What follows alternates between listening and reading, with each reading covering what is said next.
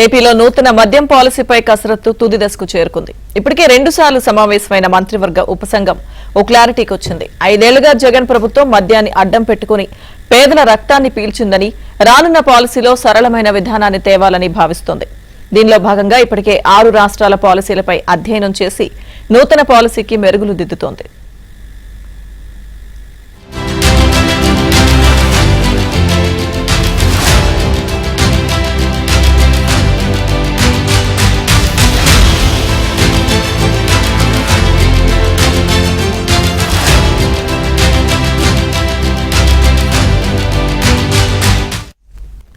రాష్ట్రంలో నూతన మద్యం పాలసీని తీసుకొచ్చేందుకు కూటమి సర్కారు చేస్తున్న ప్రయత్నాలు ఓ కొలిక్కొస్తున్నాయి. ఎక్సైజ్ శాఖ నిర్వీర్యం చేసిన జగన్ సర్కార్ సెబ్ల పేరుతో సొంత అవసరాలకు ఆదాయాన్ని వాడుకుందనే ఆరోపణలపై దృష్టి సారించింది. దీనిలో భాగంగా ఇప్పటికే సెబ్లను రద్దు చేస్తూ కూటమి ప్రభుత్వం ఉత్తర్వులు జారీ చేసింది. సెబ్లలో ఉన్న సిబ్బందిని, అధికారులను, ఆఫీసులను ఎక్సైజ్ శాఖకు బదలాయించింది. తిరిగి ఎక్సైజ్ శాఖను బలోపేతం చేసేందుకు చర్యలు తీసుకుంటోంది. దీంతో నిన్న మొన్నటి వరకు సెబ్లలో పనిచేసిన ఉద్యోగులు చంద్రబాబు సర్కార్ నిర్ణయంపై హర్షం వ్యక్తం చేశారు. సీఎం చంద్రబాబు, ఎక్సైజ్ మంత్రి కొల్లు రవీంద్ర చిత్రపటాలకు క్షీరాభిషేకం నిర్వహించారు.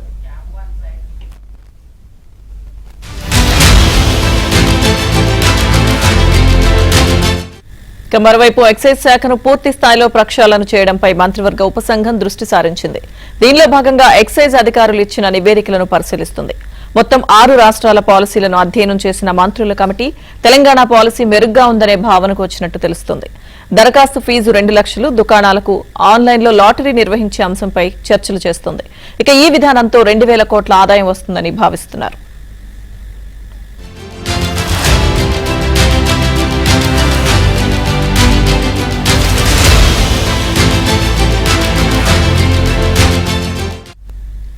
మద్యం షాపుల్లో పర్మిట్ రూమ్లకు అనుమతి అంశంపై కూడా మంత్రివర్గ ఉపసంఘం చర్చించింది.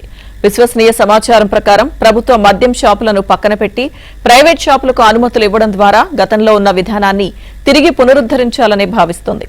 ఇప్పటికే 2 సార్లు సమావేశమైన మంత్రివర్గ ఉపసంఘం మద్యం పాలసీపై డ్రాఫ్ట్ ను సిద్ధం చేస్తున్నట్టు తెలుస్తోంది.